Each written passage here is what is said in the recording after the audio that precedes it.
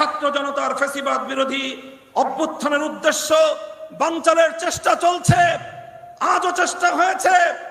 আমার ছাত্র জনতাকে আমি ধন্যবাদ জানাই, যারা বিগত সরকারের সবচেয়ে বড় অত্যাচার এবং বৈষম্যের হাতিয়ার বিচার বিভাগকে কলঙ্কিত করবার সেই প্রয়াসকে তারা নস্যাৎ করে দিয়েছে। এই সঙ্গে বলতে চাই, যদি এই গণ অভ্যুত্থানের উদ্দেশ্যকে ব্যর্থ করবার জন্য পাল্টা কোন প্রতিবিপ্লবের চেষ্টা চালানো হয়, ছাত্র জনতার সঙ্গে কাঁধে কাঁধ মিলিয়ে হেফাজতে ইসলামের সকল নেতা কর্মীরা রাজপথে প্রহরা বসাতে হবে। শাইখুল হাদিস আল্লামা মামুনুল হক, আল্লামা মামুনুল হক।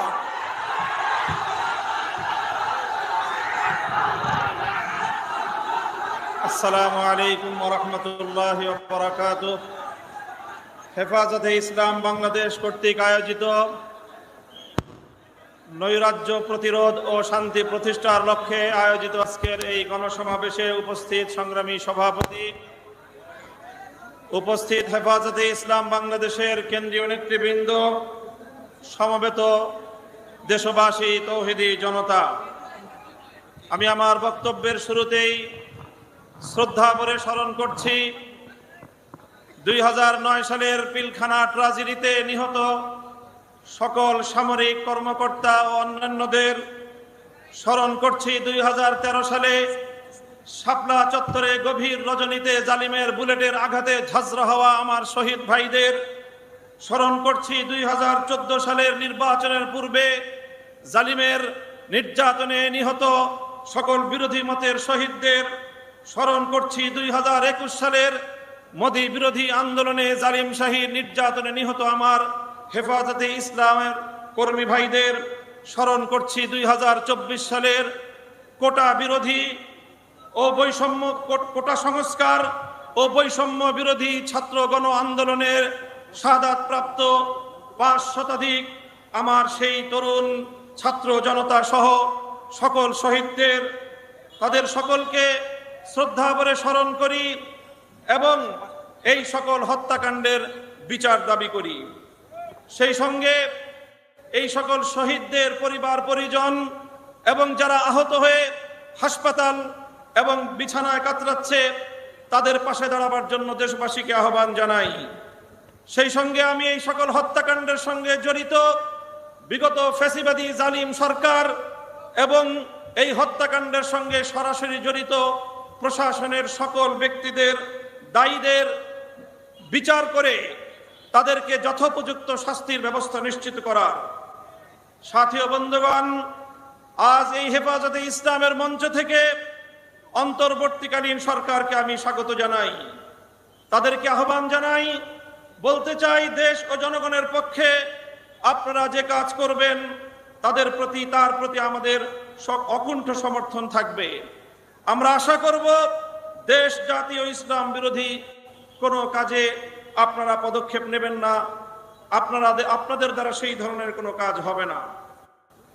আমরা দেশবাসীর নিরাপত্তার প্রতি দৃষ্টি আকর্ষণ করতে চাই। সংখ্যালঘু, ইন্ডাস্ট্রিয়াল এরিয়া, বিভিন্ন মার্কেট সহ ব্যবসা বাণিজ্যের স্থান, আবাসিক এলাকা, মহাসড়কগুলোতে আমাদের হেফাজতে ইসলামের নেতাকর্মী, আলেম সমাজ, দেশবাসীকে ভলান্টিয়ারের দায়িত্ব পালন অব্যাহত রেখে দেশে শান্তি শৃঙ্খলা অব্যাহত রাখার জন্য যে কোনো ত্যাগ স্বীকার করতে আমি আহ্বান জানাই। সেই সঙ্গে সংখ্যালঘু ইস্যুটিকে অযথা অপ্রয়োজনে এটিকে গণমাধ্যমের সামনে অযাচিতভাবে উপস্থাপন করে দেশের ভাবমূর্তি ক্ষুণ্ণ না করার জন্য সংশ্লিষ্ট সকলের প্রতি আমি উদাত্ত আহ্বান জানাই। সেই সঙ্গে আমি আজ এই মঞ্চ থেকে স্মরণ করছি বাংলাদেশের লক্ষ কোটি প্রবাসী রেমিটেন্স যোদ্ধাদেরকে, যারা বাংলাদেশের অর্থনীতির মেরুদণ্ডকে সোজা রেখেছে, যাদের রেমিটেন্স যুদ্ধে ফ্যাসিবাদী সরকারের অর্থনীতির ভিত ধসে পড়েছিল।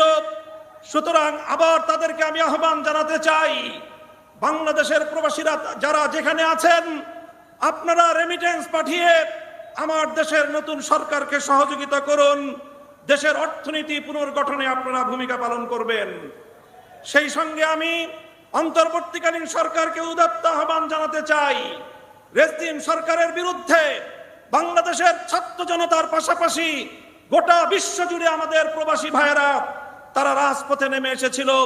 আন্দোলন সংগ্রাম করতে গিয়ে স্থানীয় রাষ্ট্রের আইন শৃঙ্খলা পরিপন্থী কাজ হয়ে যাওয়ায় তারা অনেকেই বন্দী জীবন যাপন করছে।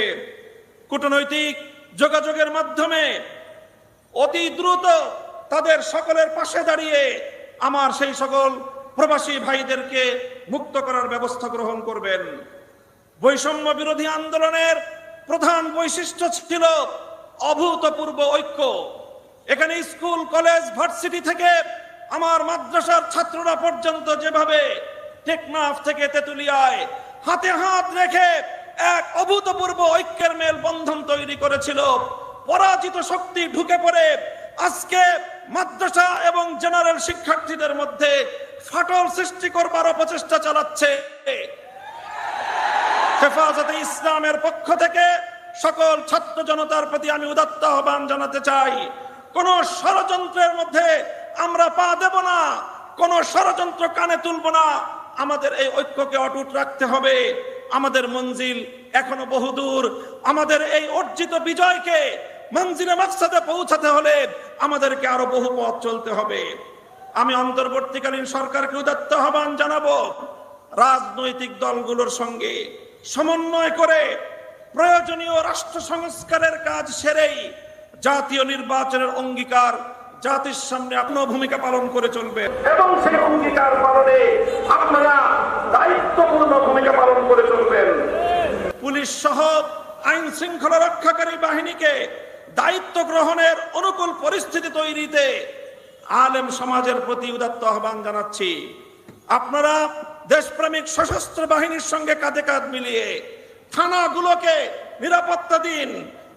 আইন শৃঙ্খলা রক্ষাকারী বাহিনীর সাধারণ যে সকল সদস্যরা নিহত হয়েছেন, নিরপরাধ যে সকল সদস্যরা এই গোলযোগে নিহত হয়েছেন, তাদের প্রতি আমি সহমর্মিতা জ্ঞাপন করছি।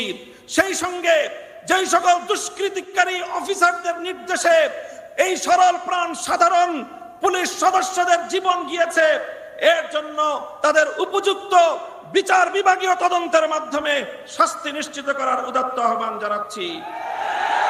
আমি হেফাজত, আলেম সমাজ ও বিরোধী মতের লোকদের বিরুদ্ধে দায়েরকৃত সকল মিথ্যা মামলা অনতিবিলম্বে প্রত্যাহার করার আমি জোর দাবি জানাচ্ছি। ছাত্র জনতার ফ্যাসিবাদ বিরোধী অভ্যুত্থানের উদ্দেশ্য বানচালের চেষ্টা চলছে, আজও চেষ্টা হয়েছে। আমার ছাত্র জনতাকে আমি ধন্যবাদ জানাই, যারা বিগত সরকারের সবচেয়ে বড় অত্যাচার এবং বৈষম্যের হাতিয়ার বিচার বিভাগকে কলঙ্কিত করবার সেই প্রয়াসকে তারা নস্যাৎ করে দিয়েছে। এই সঙ্গে বলতে চাই, যদি এই গণ অভ্যুত্থানের উদ্দেশ্যকে ব্যর্থ করবার জন্য পাল্টা কোন প্রতিবিপ্লবের চেষ্টা চালানো হয়, ছাত্র জনতার সঙ্গে কাঁধে কাঁধ মিলিয়ে হেফাজতে ইসলামের সকল নেতা কর্মীরা রাজপথে প্রহরা বসাতে হবে। যেভাবে ট্রাফিকিং ব্যবস্থার মাধ্যমে গোটা দেশে আমাদের ছাত্র জনতা নির্বিশেষে জনগণের যেইভাবে সেবা করে যাচ্ছে, স্বাগত জানাই। অনতিবিলম্বে ট্রাফিক পুলিশদেরকে দায়িত্বে নিয়োজিত করবার জন্য সরকার এবং প্রশাসনকে যথোপযুক্ত দায়িত্ব ভূমিকা পালন করার উদাত্ত আহ্বান জানাই। সংগ্রামী সাথী ও বন্ধুগণ, হেফাজতে ইসলাম ছিল, হেফাজতে ইসলাম আছে। আগামী দিনের জাতির যে কোনো ক্রান্তিকালে ইসলামের যে কোনো প্রয়োজনে রক্ত দেওয়ার জন্য আবার শাপলা চত্বরে যেতে আমরা প্রস্তুত থাকবো। তো স্বাধীনতা রক্ষার জন্য যুদ্ধে যেতে আমরা প্রস্তুত থাকবো। তো যে কোনো অপশক্তিকে বুকের রক্ত দিয়ে রুখে দেওয়ার জন্য প্রস্তুত থাকবে। তো নাসরুম মিনাল্লাহি ওয়া ফাতহুন করিব। আসসালামু আলাইকুম ওয়া রাহমাতুল্লাহ।